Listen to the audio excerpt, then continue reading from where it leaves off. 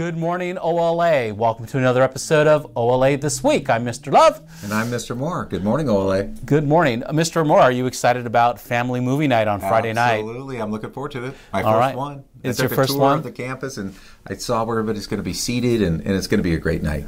I think it is. And so if you're a new family to our school, it's just a super nice evening. It's really relaxed. We come out there, the kids will be watching a movie. People bring their chairs, their blankets. The older kids watch the movie, and sometimes they don't watch, but they have fun. They have fun, and there's going to be food. Yes. So it's going to be a great night. Our two student producers today, Mr. Moore, of course, are Daniel Baskett and Eric Ross. Are you guys going to be at family movie night tonight, boys? Yes. Friday night. You're going to be there right on. All right, good. We look forward to seeing you. We'll see you Friday. All right. So a couple of things we did want to mention. We, Mr. Moore, have a lot of families that come to school here, and very often we'll have families that come and they want their children to have a Catholic school education, but they themselves may be a little bit behind in their own timeline for their faith. And so sometimes we'll have families who decide after they have kids here that they want to learn more about what their kids are learning at the school in terms of their faith formation. So, is that a situation that you've encountered? Yeah, I haven't. You know, in the military as well, sometimes Catholics late in life, or sometimes Christians late in life, decide that they want to become Catholic, and so they go through the RCIA program. In fact, I was a sponsor for a fellow soldier in Iraq as he got confirmed right there in a war zone. It was very special for me to do that, and I think when families come here and they see our Catholic faith and they want to join and become, Catholics themselves and go through this rite of initiation of Catholics, of adults, I think it's fabulous. It's a great inspiration. It is. I've been through the RCA program. I'm not born Catholic. I'm a convert, like so many people are, and I have seen many of our parents at the school say, wait, I want to learn a little bit more about our church and our faith. And so we just want our families to know that if you're interested, if you would like to inquire, ask questions. Our RCA program begins really soon, and you can just call either Mr. Moore or I or the parish office, and we can give you more information if you're interested in taking this journey of faith together with your children. It'd be amazing. Yes, and we had a beautiful school mass on both Friday and Sunday. You were at the school mass on Friday, and I wasn't there because I was with the 8th graders who had their baccalaureate mass. It's really just a big mass with the bishop at the cathedral. So two really special days. It was beautiful. It was a lot of energy in the room as 8th graders from all across the diocese were there together to just worship together in fellowship. It was a wonderful diocesan-wide event. And I'll tell you, on Friday, the 5th grade here put on the Mass for the school, and then they again put on the Mass at 9:30 on Sunday for all the parishioners. They did a fabulous job.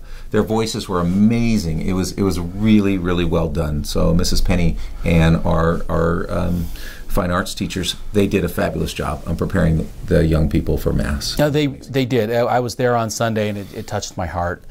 Sure. All right. Well, so let's move on to academics. Oh, very important. Yes, we've been seeing some really neat things in classes as we start the year. As I mentioned, Mr. Moore, in my bulletin last Tuesday, I had a chance to walk into one class, and the teacher was teaching a 5-paragraph essay, expository writing, all the different things that go into a really well-crafted piece of writing. And so we're seeing some really good things throughout our classes. Do you want to talk a little bit about our resource program? Absolutely. We have 2 resource teachers now on campus, and that is amazing support for our students. And what's important about that is they're able to look at the children and where they're at in their academic pursuits and provide resources for them to keep them up to where they need to be, to get them up where they need to be. One of the things that we're doing, that you and I are doing together, is professional development with our resource teachers, and we're doing an in-depth study on smart kids with learning difficulties. Because our kids are really smart. I mean, sometimes they have learning difficulties in one area, but in another area they're brilliant, and they're gifted and talented in one area and have some difficulties in another. So we're going to be going through this book this year with our resource teachers, so I'm super excited about that. I am too, and just, every child has the potential to do something great. Everyone's endowed with great gifts from our Creator, and so I think our resource program, strengthening it, will help us to be able to reach more kids and help more kids reach their potential. Absolutely. Speaking of resource and just school and academics, one of the things that we know parents struggle with their kids sometimes, and it can be a struggle, is the whole organization piece. And there are just times where students, especially as they get into those higher grades and they're starting to change classrooms and there's more work coming in, it just becomes an organizational challenge for kids, and they need the skills to develop that. So absolutely. We want to just kind of share with you parents, and you can share this with your children, some skills that might be helpful for them. One of the most important things is organize your backpack. So take only the things you need, because these backpacks get heavy. A lot of them are on wheels these days, and that's great. So, but pack the heavy stuff first, right? And then put the lighter stuff, because we don't want the heavy stuff crushing the lighter stuff. Many of these backpacks have multiple pockets, okay? And the smaller pockets used for the smaller things, so you can easily get in and get those things out of those small pockets. Place your lunch in the second largest pocket. The hardest things to keep in the backpack, it's to keep your backpack clean, but that's very important.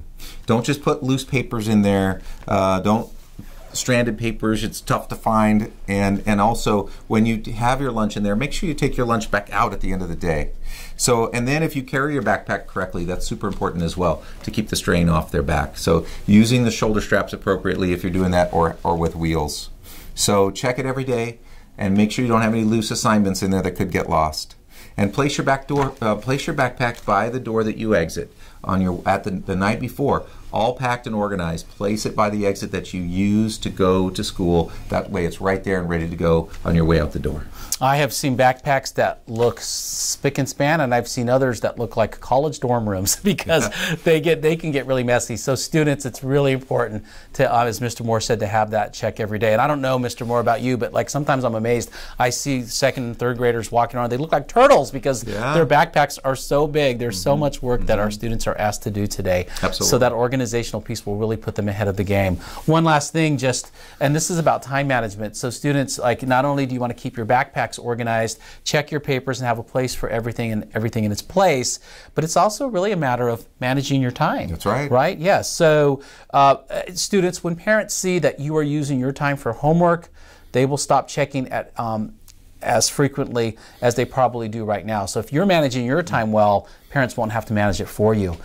You are less likely to procrastinate or put off your work if you set a time limit to begin with. And so I'm a really big fan of saying, okay, I've got 3 subjects of homework tonight: math, science, and English. I'm going to give myself 30 minutes to do each of them, and if I'm focused, I set a timer for 30 minutes for each assignment.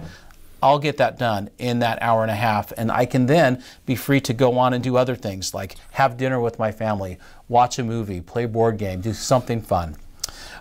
When you have a certain amount of time to do each assignment, your concentration improves, so you work better and faster.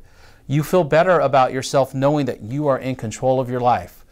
When you are scheduling your time, the use of your time, you will learn more and have more time with friends, as we said earlier. Absolutely. And organizing your time helps you to come to class prepared. You learn more because the activity or class presentation has more meaning, and your grades will improve. When you write down what you must do each day, the famous to-do list, it relieves your mind. It just makes you more organized, and you feel like you're more in control. So organization is about just being really intentional about what you do and feeling better about yourself. Organization is a resource, and it's something that we can draw upon every day. Did you say resource? I did say resource. Well, speaking of resource, it is our pleasure to introduce to you our new art and resource teacher, Miss Blanchfield. So she's coming up. Good morning, Miss Blanchfield. Good morning. Good morning, Miss Blanchfield. I don't know if I'm ready yet, but here we go. I'm not on camera yet, though, so don't talk to me. Oh, you're not? I'm going to be on camera in a minute. Are you? Is that right? Yeah. Okay. Your voice was coming. And now here she is. Camera. There she is. Nice Thank you, job. Daniel, our producer. our cameraman. Well, we're so glad to finally meet you. You've been with us in every show because you produce our show, but it's really nice to finally have a conversation with you. Thank you. Thank you. It's fun to be here. So how was your OLA journey started? Well, I've been an art teacher forever. I had a studio for 18 years, a private studio where I taught adults and kids, so toddlers all the way up to 90-year-olds. And all that time, I loved it. I worked with schools, being the art docent at various elementary schools. I worked with Boy Scouts and Girl Scouts, but I kind of always wanted a little bit more stability. So I thought, okay, let me go back and reconsider the whole teaching thing. So I went to a Catholic high school, and it changed my life. I loved it. So I thought, why don't I go ahead and try and give back and be part of that? So I got an interview and I got a job, and then the job turned into a lot of different jobs, which keeps a variety. And so I think you said I do resource, and I do art, and I do this. And now we have a new elective. So I'm excited to do advanced art, and that's how it all happened. Well, I'm glad you're here, starting your tenure at OLA. Same time I'm starting my tenure. I know, so yeah. we're rookies together. Yes, we are. It's a great school. It is. And the arts are so important. So, like in our school setting, you know, what our parents really value is the whole child, and so that's not just mind, body, and spirit, but it's just being well-rounded and having that breadth. And I like whenever you see an email from Miss Blanchfield, her signature line is "Make art every day," and I really love that. So just really, you know, what would you say to our parents and the students about art and how it enriches us? I think that making art every day is hard to do. It's hard to find the time to make art every day, for sure, even for me.